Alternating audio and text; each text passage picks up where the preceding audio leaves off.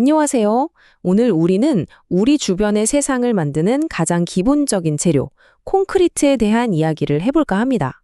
특히 취성 파괴, 즉 깨지기 쉽다는 재료 과학의 근본적인 한계에 도전해서 휘어지는 콘크리트를 만들어낸 그 과정과 과학적 원리를 좀 깊게 파고들어 보겠습니다.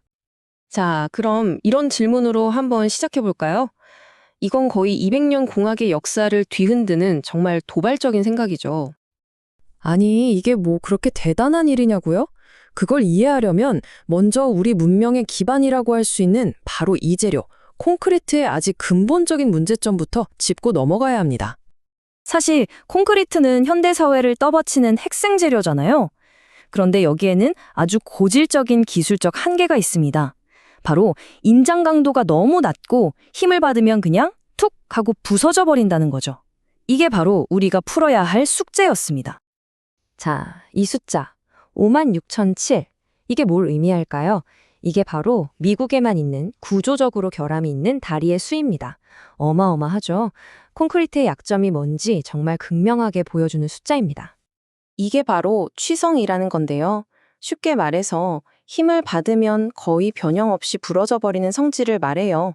콘크리트가 바로 이렇거든요. 그래서 갑자기 무너지고 계속해서 수리해야 하는 그런 문제가 생기는 겁니다. 자, 그럼 재료가 힘을 받을 때 어떻게 반응하는지 한번 보세요. 결정적인 차이가 보이죠? 왼쪽의 일반 콘크리트는 그냥 금이 하나 쫙 가면서 와르르 무너집니다. 그런데 오른쪽 ECC라고 불리는 이 연성 재료는 달라요. 변형되면서 에너지를 흡수하죠.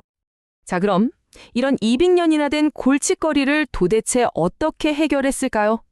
그 시작은요. 다른 사람들은 전부 그거 안 돼 라고 말할 때 왜 안 되지? 라고 질문을 던진 한 연구자로부터 시작됐습니다. 이 사람이 바로 ECC의 발명가, 빅터 시리 교수인데요. 젊은 교수 시절 휘어지는 콘크리트라는 어떻게 보면 말도 안 되는 개념을 제안하면서 기존의 통념의 정면으로 도전했던 거죠. 근데 리에 교수의 확신은 교과서가 아니라 바로 자연에서 나왔습니다. 특히 그가 주목한 건 자개, 그러니까 진주족의 껍질이었어요. 생각해보세요. 깨지기 쉬운 탄산칼슘으로 어떻게 그렇게 강인한 구조를 만들 수 있을까요? 바로 여기서 힌트를 얻은 거죠. 좋습니다. 그럼 이제부터가 진짜 핵심인데요. 도대체 어떤 과학적인 원리로 콘크리트를 휘어지게 만드는 걸까요? 그 비밀은 바로 마이크로 역학, 그러니까 아주 작은 미시 세계에 있습니다. 그 해답이 바로 공학 시멘트 복합 재료, 줄여서 ECC입니다. 핵심 원리는 이겁니다. 재료 전체에 걸쳐서 수많은 미세한 균열을 일부러 만드는 거예요. 그러면 에너지가 한 군데, 즉 치명적인 균열 하나에 집중되는 걸 막을 수 있는 거죠. 이게 그냥 섬유를 아무렇게나 섞는 게 절대 아니에요. 마이크로 역학에 기반한 아주 정밀한 3단계 설계 과정이 필요합니다. 첫째, 시멘트 혼합물, 즉 매트릭스를 섬유랑 찰떡궁합이 되도록 조절하고요. 둘째, 특수한 폴리머 섬유를 넣어서 균열을 꽉 잡아주게 합니다. 그리고 마지막 셋째, 이게 정말 중요한데 섬유랑 매트릭스가 딱 달라붙는 그 경계면을 정밀하게 제어해서 섬유가 뚝 끊어지는 게 아니라 스르르 미끄러지면서 에너지를 흡수하도록 설계하는 겁니다. 그 결과가 어떤지 한번 보시죠. 정말 놀랍습니다. ECC의 인장 변형 능력, 그러니까 늘어나는 능력은 3에서 5% 정도예요. 이게 일반 콘크리트가 0.01%인 걸 감안하면 무려 수백 배나 높은 수치입니다. 어떻게 이게 가능하냐고요? 바로 수많은 미세 균열들이 제어되면서 큰 파괴 없이 변형을 받아주기 때문입니다. 자, 그럼 이렇게 뛰어난 성능이 현실 세계에서는 어떤 의미를 가질까요? 우리 사회 기반 시설에 크게 세 가지 이점을 가져다 줍니다. 첫째, 회복력입니다. 훨씬 더 튼튼해요.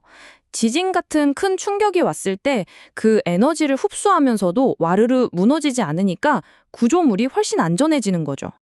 둘째는 내구성입니다. 이건 정말 압도적이에요. ECC에 생기는 균열은 아주 작아서 물이나 소금 같은 부식 물질들이 거의 침투하지 못합니다. 그러니까 구조물 수명이 수십 년 더 늘어나고 수리할 일도 훨씬 줄어드는 거죠. 마지막으로 지속 가능성입니다. 근데 ECC 만들 때 시멘트 더 들어가는 거 아니에요? 라고 생각할 수 있어요. 맞습니다. 초기 탄소 발자국은 더 클 수 있죠. 하지만 건물의 전체 생애 주기를 놓고 보면 이야기가 달라집니다. 훨씬 오래 쓰고 수리도 거의 안 하니까 결국 총 에너지 소비량이나 이산화탄소 배출량은 엄청나게 줄어드는 겁니다. 그런데 ECC의 잠재력은 여기서 끝이 아닙니다. 단순히 더 튼튼한 재료를 넘어서 차세대 스마트 인프라를 위한 플랫폼이 될 수 있다는 거죠. 예를 들어 자가 치유 기능 같은 거요. 지금 연구 중인 버전은 물과 공기만 있으면 미세한 균열을 스스로 복구합니다. 말 그대로 상처가 저절로 아무는 거죠. 아니면 자가감지 기능은 어떨까요? 지진이 지나간 후에 다리가 외부 센서 하나 없이 나 지금 어디가 얼마나 아파요 하고 스스로 보고할 수 있는 세상 상상이 되시나요? 심지어 자가 세정 기능도 있습니다.